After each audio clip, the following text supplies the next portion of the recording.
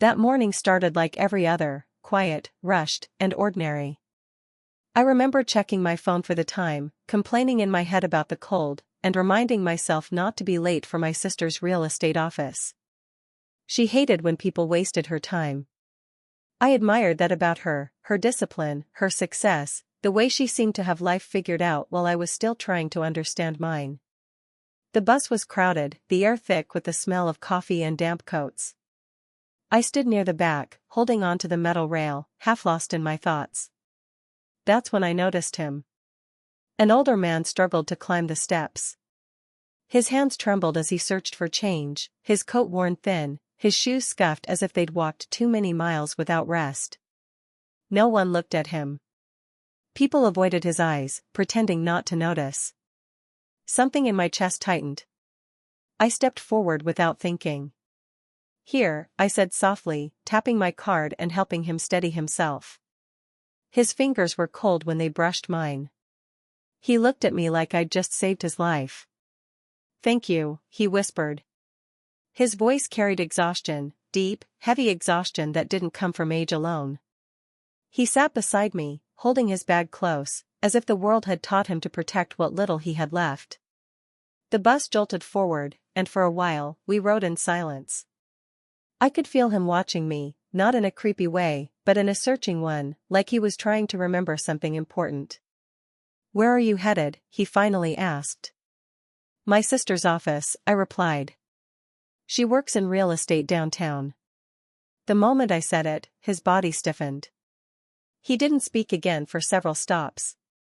His hands clenched, then loosened. His breathing changed. I thought maybe he was unwell. When I stood up to get off, he stood too. "Miss," he said carefully, almost afraid. "Would it be all right if I came with you?" I hesitated. Every warning I'd ever been taught whispered in my head, but there was no danger in his eyes. Only fear. And something else I couldn't name yet. "I just need to see that office," he added. "Just once." I nodded. We walked together in silence. The building came into view, glass, polished stone, my sister's name displayed proudly on the door. I felt that familiar wave of pride rise in me. She'd made it. She always did. I pushed the door open. The bell chimed. My sister looked up from her desk, already smiling, until she saw him. The color drained from her face.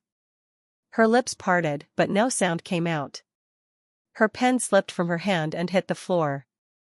For the first time in my life, the woman I thought was untouchable looked terrified. The old man exhaled shakily. And in that frozen moment, I realized this wasn't a coincidence. This wasn't kindness.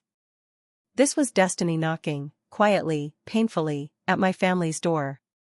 The silence in my sister's office felt heavier than any scream. She didn't rush forward. She didn't ask why he was there. She just stared, eyes wide, skin pale, like she'd seen a ghost she believed was buried forever. I had never seen her afraid before. Not when deals collapsed, not when clients threatened lawsuits, not even when our parents doubted her risky decisions. Fear was not part of her nature. Until that moment. "Leave," she said finally, her voice sharp but shaking. She wasn't looking at me, only at him. "You're not supposed to be here." The old man didn't raise his voice. He didn't step closer. He simply met her eyes, and in that quiet stare was a lifetime of swallowed pain. "I just wanted to see what you built," he said. "With what you took." I felt my chest tighten. "What are you talking about?" I asked, confused, glancing between them. "Do you know each other?" My sister snapped her head toward me. "You shouldn't be involved in this," she said quickly. Too quickly. "This man is confused." But he smiled sadly. "That's what you told everyone about me, isn't it?" The words hung in the air like dust after an explosion. He asked if we could sit. My sister hesitated, then nodded, like she knew refusing would only make things worse. Her confidence, the armor I'd grown up admiring, was cracking right in front of me. He began slowly, carefully, like someone afraid that the truth might break if handled too roughly. Years ago, he said, he and my sister had built this business together. Not from nothing, like she told us, but from his savings, his properties, his connections. She was young, brilliant, ambitious. He believed in her. Trusted her. Loved her like a daughter, and then more than that. My stomach turned. She handled the contracts, he continued. She said it was easier that way. I didn't question it. Why would I? He looked down at his hands.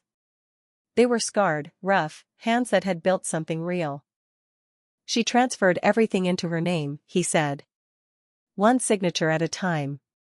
I didn't even realize what I'd lost until the bank letters came. I looked at my sister, waiting for denial. Waiting for anger. She said nothing. He lost his properties. His credit. His reputation. When he tried to fight back, she painted him as unstable. Too old. Too emotional. Not reliable. The same family that once praised him turned away. Doors closed. Phone stopped ringing. And you? I whispered to her. You let us believe you did this alone. She swallowed hard. I did what I had to do. Those words hurt more than anything else. I thought of all the times she told me to trust her. To be like her. To never let anyone stand in the way of success. Blood, I realized, didn't stop betrayal. That day, the image of my perfect sister shattered, and in its place stood a stranger who had built her empire on lies, and let an innocent man disappear so she could shine. I didn't confront her after that day. People think silence means fear, or confusion, or weakness. But silence can also be a decision. And mine was deliberate. I went home that evening and locked myself in my room, replaying every word, every expression, every pause in my sister's voice. My chest ached, not just for the old man, but for the girl I had been my whole life, believing loyalty was guaranteed by blood. That illusion had died quietly in that office. The next morning, my sister acted like nothing had happened. She laughed on the phone, complained about clients, asked me if I could bring her coffee like I used to. I watched her carefully now, noticing how easily lies slid off her tongue, how confidence could be rehearsed. She thought I was still her innocent little sister, the emotional one, the one who trusted too easily. I let her believe that. Instead of arguing, I listened. I stayed close. I paid attention. I met the old man again, this time on my own. We sat in a small cafe near the bus stop where we'd first met. He didn't ask me to fix anything. He didn't ask for revenge. He simply told his story, slowly, honestly, sometimes stopping when his voice cracked. I learned about the contracts, the early investments, the properties that once carried his name. I learned how betrayal doesn't always come with shouting, it often comes with smiles. At night, I taught myself what I had never cared to understand before. Legal terms. Timelines. Ownership records. Digital archives. I compared dates, signatures, and transfers. Each discovery felt like another cut, but I didn't stop. Pain had become fuel. There were moments I wanted to scream at her. Moments I wanted to expose everything immediately and watch her fall. But I didn't. Emotional reactions were exactly what she knew how to manipulate. I had grown up watching her win arguments by staying calm while others unraveled. So I learned from her. I became quieter. Sharper. More patient. The old man noticed the change in me. You don't have to carry this, he told me once. I've already lost enough. But I wasn't doing this only for him anymore. I was doing it for myself, for the years I'd spent shrinking beside her shadow, trusting her guidance, believing her version of the world. I realized then that silence wasn't submission. It was preparation. My sister underestimated me, and that was my greatest advantage. She thought love made me weak. She never realized it was about to make me dangerous, in the calmest, most controlled way possible. And when the time came, I wouldn't raise my voice. I would let the truth do all the damage. The day I chose to speak, I didn't feel angry. That surprised me the most. I felt calm, steady in a way I had never known before. Anger had burned itself out during all those quiet nights of research and doubt. What remained was clarity. My sister was hosting an investor presentation that morning. It was one of her biggest, lawyers, partners, potential buyers, all gathered in the glass conference room she loved so much. She had invited me, casually, like I was still part of her safe audience. She didn't know I had asked the old man to come too. He sat in the back, wearing a clean jacket, holding a folder close to his chest. No one recognized him. That anonymity felt like justice already. The meeting began with applause. My sister stood tall, confident, telling her familiar story, how she built everything from nothing, how discipline and sacrifice shaped her success. I watched faces nod, impressed. Once, that story had made me proud. When she finished, she asked if there were any questions. I stood up. The room turned toward me. Surprise flickered across her face, followed by irritation. "This isn't the time," she said lightly, smiling for the room. "It is," I replied, just as lightly. I didn't accuse her. I didn't insult her. I didn't even raise my voice. I simply handed out copies, contracts, property records, transfer dates. I explained the facts the way I'd learned to, clearly, calmly, with evidence that spoke louder than emotion ever could. I introduced the old man by name. I told them who had funded the first deals. Who had owned the original properties. Who had signed away everything while trusting someone he loved. The room changed. Lawyers leaned forward. Investors stopped smiling. My sister's confidence wavered, not in panic, but in disbelief. She had never imagined I would be the one to do this. She tried to interrupt. I didn't let her.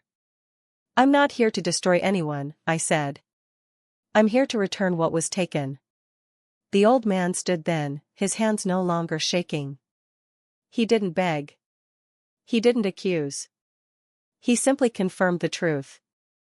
That was enough. The fallout didn't come with shouting or drama. It came with postponed deals, quiet legal discussions, and doors that closed slowly but permanently. My sister didn't lose everything, but she lost what mattered most to her: control, reputation, and the lie she'd lived behind. The properties were returned. The old man received compensation and public acknowledgement. Watching him smile, not in victory, but in relief, felt better than any revenge fantasy ever could. Later, my sister confronted me alone. There were no tears. Just exhaustion. "You could have warned me," she said. "I did," I answered. "By believing you once." I walked away without hatred. Without guilt. Justice doesn't always roar. Sometimes, it whispers, and waits. That morning on the bus taught me something I will carry forever: kindness has power, silence has strength, and truth, no matter how long buried, always finds its way back into the light. And for the first time I felt free.